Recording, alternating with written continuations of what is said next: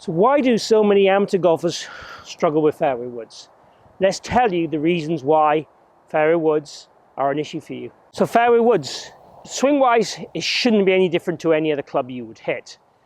People struggle with them, I think a little bit because of conceptually, how they try and play them, but also I think it's just the length of the club and the weight. It just affects people more than it does any other club. I see more good players, top one like the one I demonstrated earlier, than I do any other club in the bag. Now, the secret with a fairway wood is people probably get the ball position too far forward occasionally and they try and sweep it too much. And that tends to get the angular approach, the low point, too much around the ball or before the ball. Now, we know from data, and it's very much evidence-based, that the best players in the world hit down 3 degrees on the 3-wood, right? So that means the low point is 3 inches after the ball.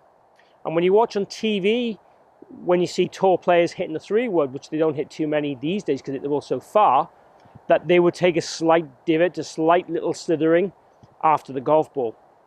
And that's what we're trying to encourage you to do. Now, in order to get it in the right spot, we need to get the club landing in the right spot.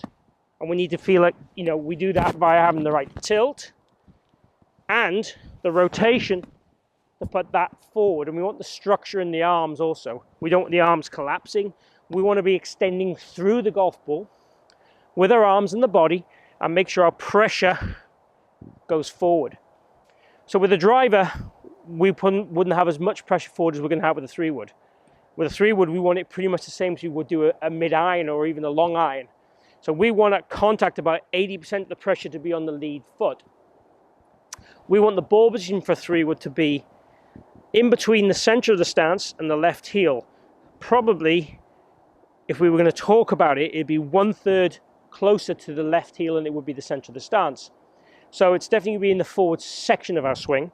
But if you imagine my armpit here, I'd want it behind my armpit. And also the weight address would be 50-50. Now those things, if we have a good, neutral, normal, orthodox swing, would ensure we hit ball and turf. Now, from that setup position, if you're not hitting ball and turf, we obviously aren't managing how your arms, your wrists are working, and your torso is working to get that right contact. So we want the tilt to be down to the ground. If the tilt's too high, the arms will stretch, and that will cause you to kind of cast the club a little bit or use your leverage. We also want to feel that our hands are ahead of the contact with a 3-wood. So this kind of diggy feel through the ball, ideally from the correct plane, will give us the ultimate contact. So those are the conceptual things that we would want to do to make sure we're successful with a fairway wood. Now, a lot of people, and I hear this all the time in my teaching studio, they'll go in and say, I'm trying to sweep my fairway woods. And I look at them and shake my head. I probably make them feel really bad, but it's the worst thing you can think.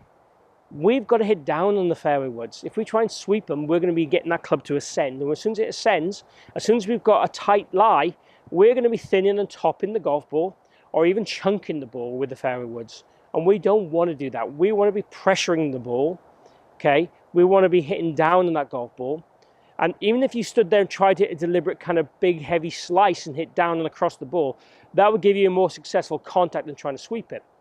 Obviously, we want to try and hit it from the inside and down, which then becomes the ultimate trait to have.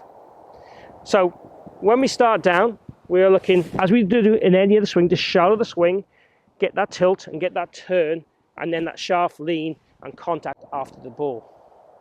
So we certainly want to feed what you need. So if we need to feel that the club is shallower and then we've got to get the strike more forward, we can do that.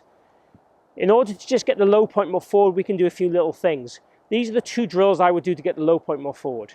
Again, ideally, we don't want to cheat by coming to the top to do it. That's the only caveat I'm going to say in this video about it. So if I set up to the ball here as normal, so this would be where I'd normally be. That would be kind of my ball position. What I'm going to do is hop back. So now my ball position is opposite my left toe. So this ball is excessively forward in my stance. I am going to practice from there, doing my normal swing, trying to make contact with that ball. That is going to encourage me to shift my shaft and handle more forward and get that low point more forward. I don't want necessarily to chase it with my torso or my head to get forward. I want to try and reach it with my arms and hands. and contact is good. If you feel you needed to tee it up a tiny bit with this, I'd be okay with that because the ball's so forward. But we still would want to feel that this club is fairly low to the floor for as long as you can without getting the head to compress it that way. Okay, so let's try one from there. Again, the strike might be a little thin, but that's what we're going to try to achieve is a solid contact. Yeah, really happy with that. Good contact. Felt I stretched, felt like I didn't do it with my head. I felt like I tried to keep my head back and centered almost. I feel I just got that reaching action, that structured action to get there. So that would be drill number 1. Let's show you drill number 2 to make you successful with the fairway wood. So what I've got here now is a T-peg just past the ball. So basically we're looking for the same concept as we just had. We're going to hit the ball on tee. Obviously now we're going to set up to the ball normally though. So again, ball position wise, I'm going to go so my ball position is in between that middle of the stance and left heel. So it's probably about a golf ball or so back from my lead heel. Then I'm going to try and feel I'm going to do the same swing. Again, keep the head in that center position. Keep that tilt excessive if I can, because most golfers don't get the tilt enough. And I'm going to try and take that T-peg out as I go through the ball to give me that successful strike.